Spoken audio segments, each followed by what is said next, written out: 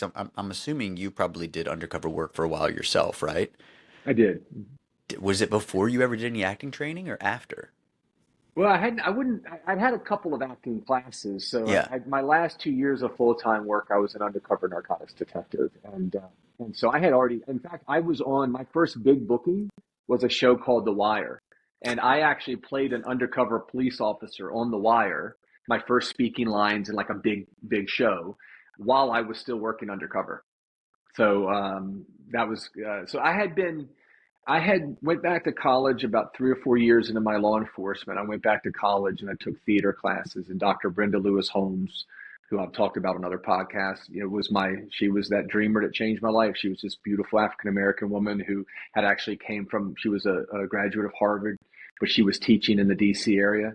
And after my first assignment, she pulled me aside and she says, I've been doing this 20 years and I've never told any student this, but you could do this professionally.